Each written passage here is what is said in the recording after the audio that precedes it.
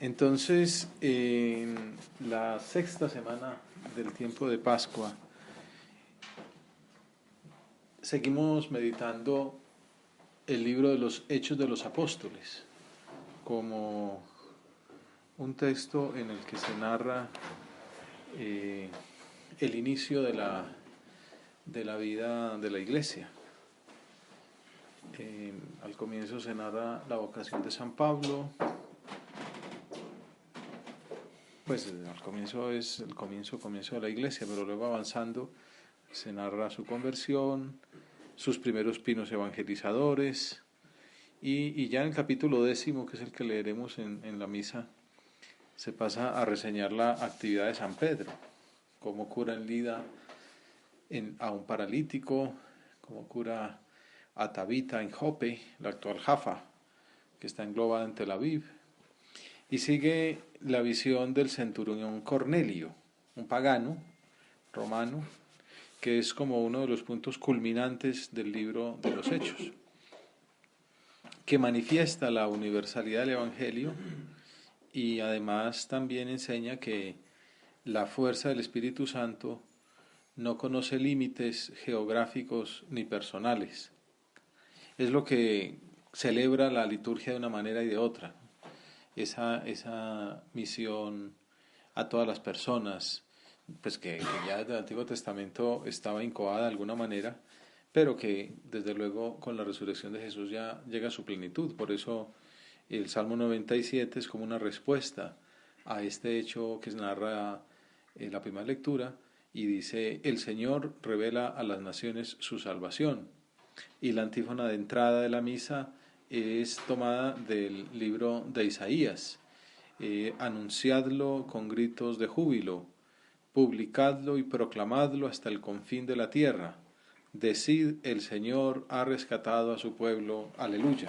Hasta el confín de la tierra, a todas las naciones. Y lo vemos ejemplificado claramente en este episodio del centurión pagano Cornelio. Por la centralidad de la escena, Lucas, que es un gran escritor, en este caso lo que hace es repetirla, como también hace con la vocación de San Pablo, que aparece en varias ocasiones.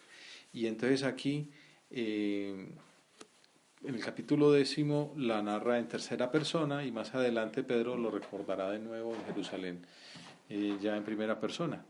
El texto sagrado dice que Cornelio era piadoso y temeroso de Dios, o sea, practicante, aunque sin convertirse al judaísmo todavía. Y el ángel, se le aparece un ángel. Pocos judíos se les habían aparecido ángeles, y viene y se le aparece a un pagano. Este ángel le comunica que con sus obras se ha hecho merecedor de los dones divinos. Todo esto manifiesta también que ya se ha cumplido la plenitud de los tiempos, que ya con la salvación de Jesús, la salvación se ha hecho práctica en todas partes. Cuenta San Lucas que había en Cesarea un hombre llamado Cornelio, centurión de la cohorte llamada Itálica, piadoso y temeroso de Dios, como dijimos. Al igual que toda su casa, daba muchas limosnas al pueblo, una manifestación de la misericordia humana que es recompensada ya desde la tierra por la misericordia divina, y oraba continuamente a Dios. Un hombre piadoso y temeroso de Dios, un hombre justo, un hombre santo, sin ser todavía perteneciente al pueblo hebreo.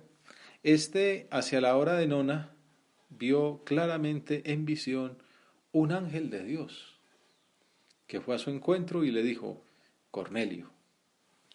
Él se quedó mirando lleno de miedo y dijo: ¿qué hay, Señor? Le respondió: tus oraciones y tus limosnas han subido como un memorial a la presencia de Dios.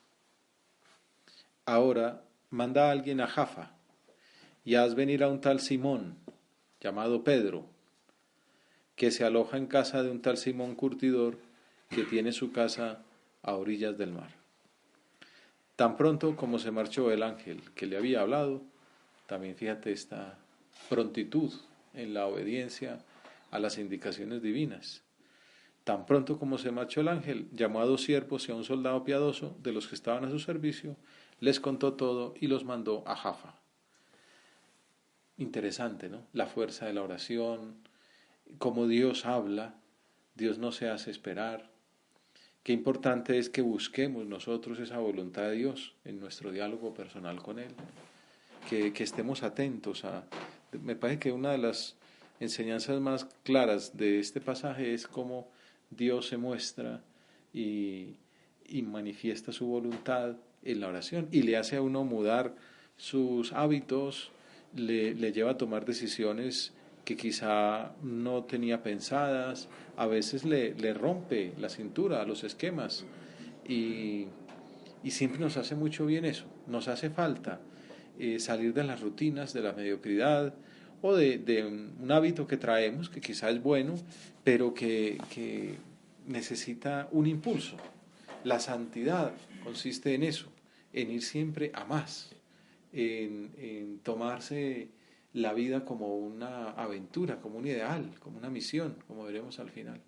Y la única manera de tomárselo, pues no es solamente como a punta de arengas o de mensajes que venga desde fuera de un predicador o de un ejemplo de alguien, tiene que salir de dentro, tiene que surgir en la introspección, en el meterse dentro de uno y con una convicción profunda encontrar las razones que den esperanza para tomar una decisión de ese tipo. Y la única manera de encontrar esas razones es, dije introspección, pero es una introspección que tiene que ser abierta al diálogo, ¿no? En la apertura a la oración, a hablar con el Señor.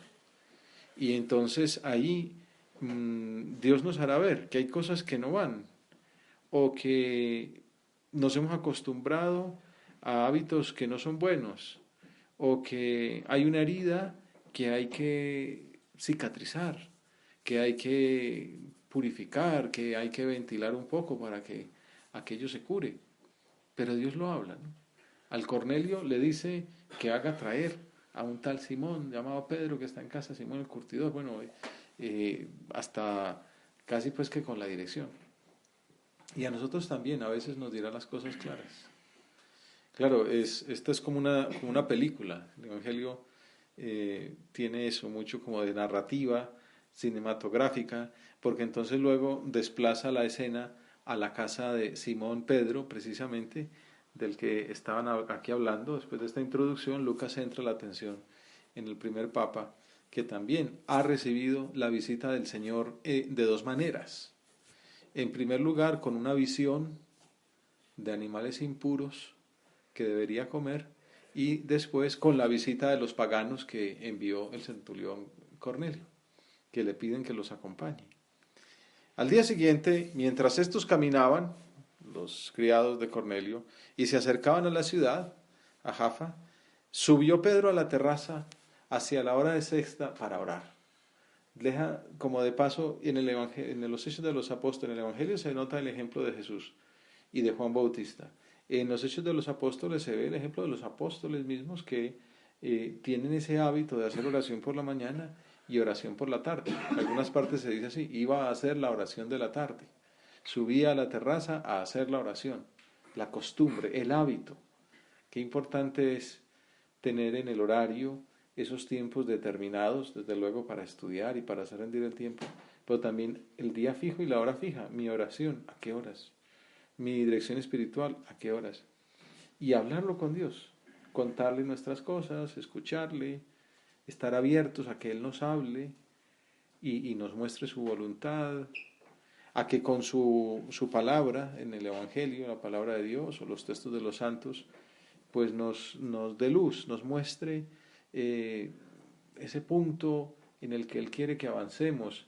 Una idea quizá muy sencilla, pero que nos resplandece y nos abre horizontes para nuestra lucha, del sentido del pecado, como tinieblas o penumbra o mentira o engaño, de la necesidad de la luz que es Dios, de la vida, de la gracia, de la Eucaristía, de la Virgen, de la oración, como estamos viendo en este momento. Bueno, el Señor nos va mostrando sendas para recorrer en nuestro camino al cielo.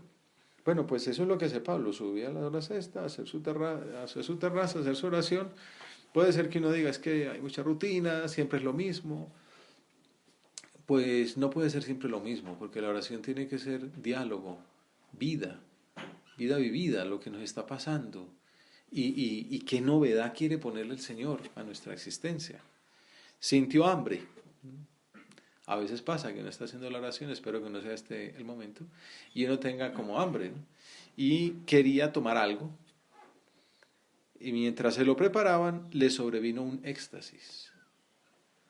Contemplando el cielo abierto y una especie de recipiente que bajaba, semejante a un gran lienzo, que era descolgado a la tierra por los sostenido por los cuatro extremos.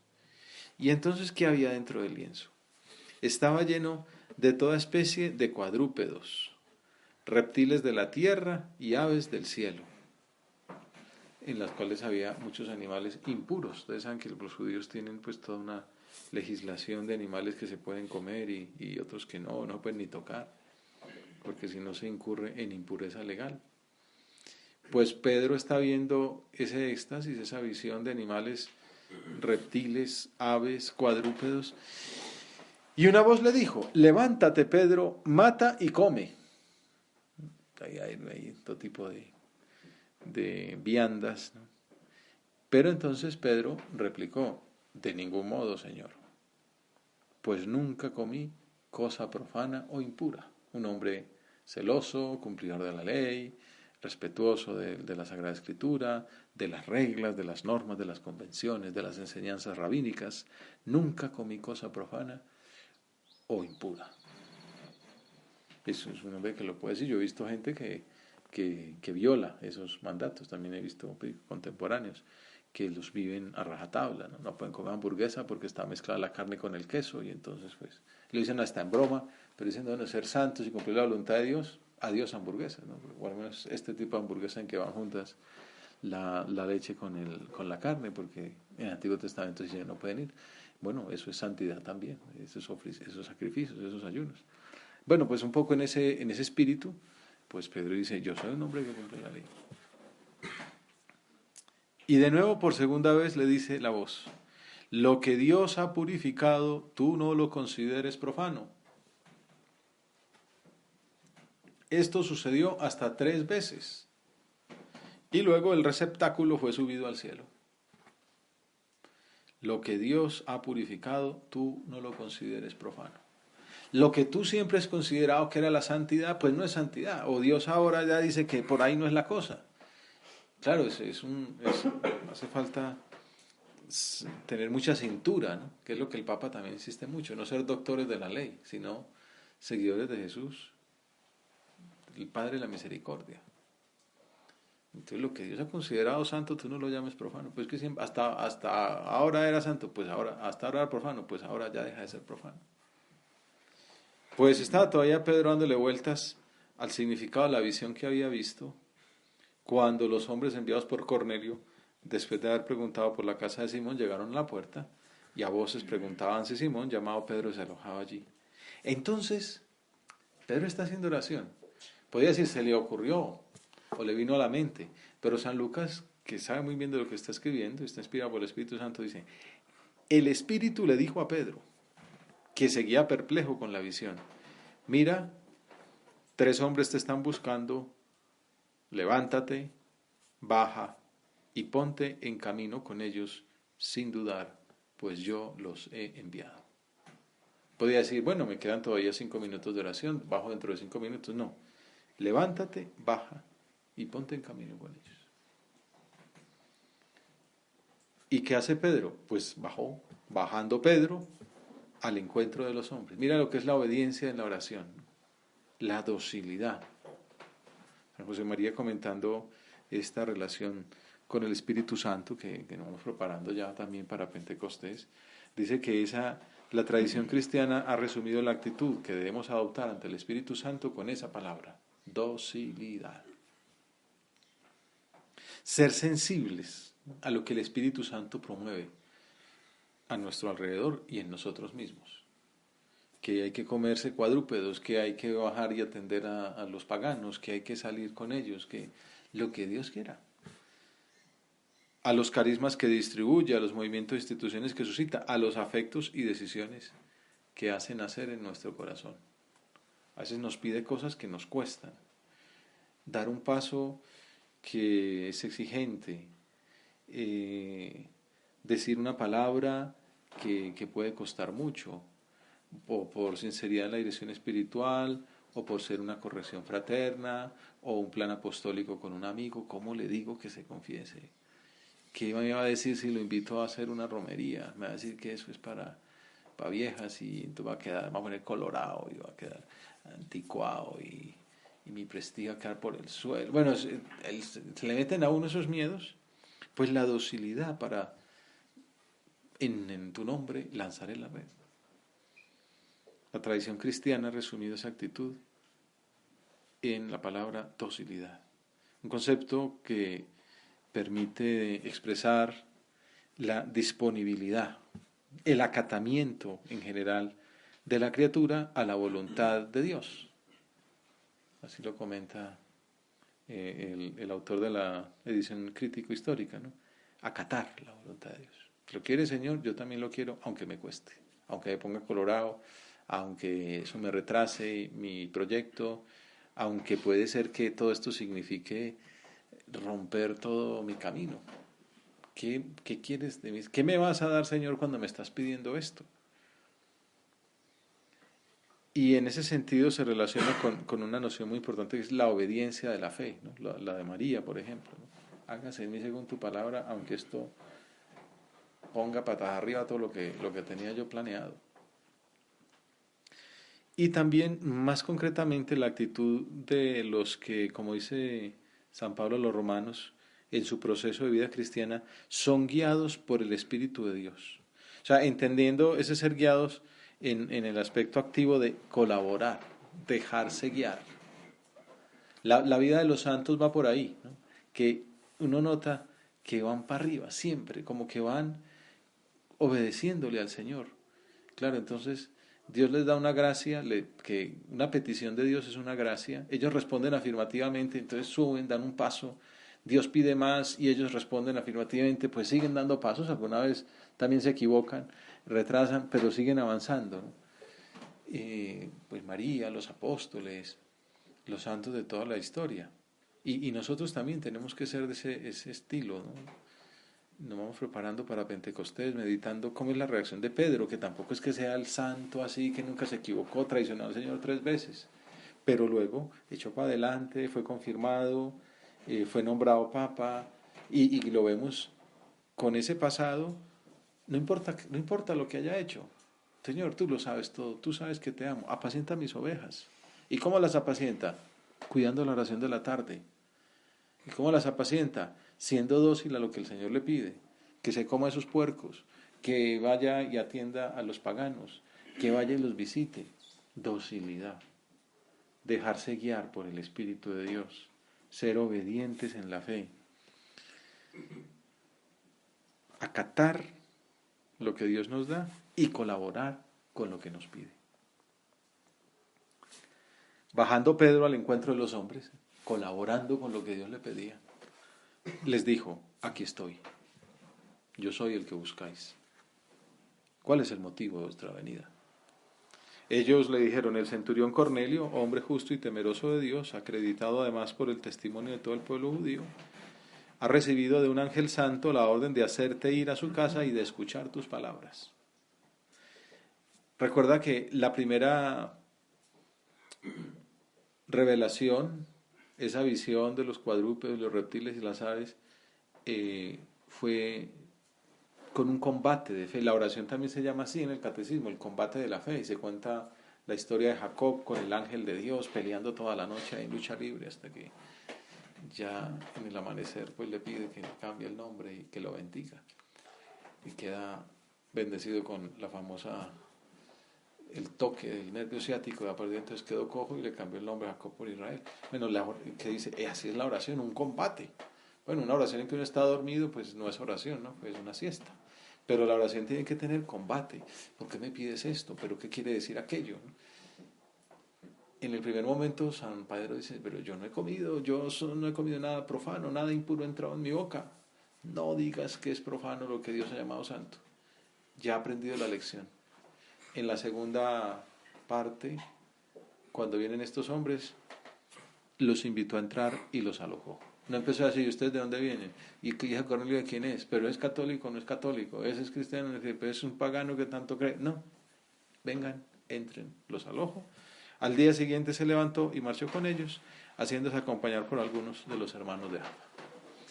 Docilidad, ¿no? Dejarse llevar por lo que Dios pide, aunque eso implique superar las preconcepciones, pero dejarse llevar por el Señor.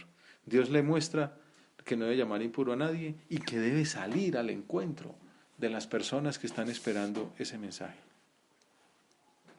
Cuando iba a entrar Pedro, salió Cornelio a su encuentro y se echó a sus pies a modo de homenaje. Se entiende que no es una adoración.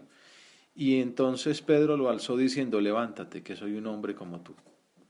Luego entra a casa de Cornelio y Pedro comprende el sentido de los pasos, en principio escandalosos, que el Señor le había ido mostrando antes. Escucha, discierne, juzga lo que ha sucedido en los demás y lo que él mismo ha experimentado, recuerda las enseñanzas de Jesús y concluye redescubriendo la voluntad salvífica universal, que Dios quiere que todos los hombres se salven, que sean santos.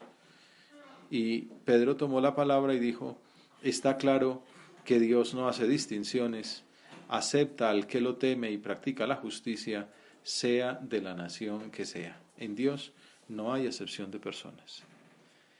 Luego proclama a Jesús. Todo esto es como ejemplos, modelos de vida cristiana, de apostolado católico. Estos son los primeros pasos de la iglesia, ¿no? Y estos son las primeras frutos, las primicias de la evangelización, ¿no? La conversión de un pagano y de toda su familia. Y entonces, ¿qué hace Pedro en este caso? Discernir, juzgar, pensar, comparar con lo que Dios ha dicho en la oración, recordar lo que ha predicado en el Evangelio, o Pedro recordaba lo que Jesús le había dicho a él personalmente. Y entonces luego proclama a Jesús, sus milagros, su muerte, su resurrección, con audacia y con picardía, también sabiendo qué necesita el público que me está oyendo. Entonces ante los judíos lo proclamó como Cristo y Señor, pero ahora ante un pueblo pagano, pues que no les quiere decir nada aquello, dice que Jesús es el juez de vivos y de muertos. Como era un auditorio romano, para quienes la potestad de juzgar residía en último término en el César, entonces les enseña que el juicio último del hombre le corresponde a Dios. Todavía estaba hablando Pedro cuando cayó el Espíritu Santo sobre todos los que escuchaban sus palabras. Entonces, esto es una apoteosis, por eso decimos que es como un punto central del libro de los Hechos de los Apóstoles, lo que se llama el Pentecostés de los gentiles, ¿no? Ya había pasado un Pentecostés con los apóstoles en el cenáculo y poco después de la resurrección, pero ahora en unos paganos que a duras penas están acercando, viene el Espíritu Santo sobre ellos. Al oírlos hablar en lenguas extrañas y proclamar la grandeza de Dios, los creyentes judíos que habían venido con Pedro se sorprendieron de que el don del Espíritu Santo también se derramara sobre los gentiles. Y entonces Pedro añadió, ¿quién va a negar el bautismo a los que han recibido al Espíritu Santo igual que nosotros? Y mandó bautizarlos en el nombre de Jesucristo. Aquí se ve que ya no bautizaban solo los apóstoles, sino que ya también delegaban esa misión. Ellos le rogaron que se quedara unos días con ellos, que le diera catequesis, que le diera doctrina, que les enseñara, que le contara cosas de Jesús.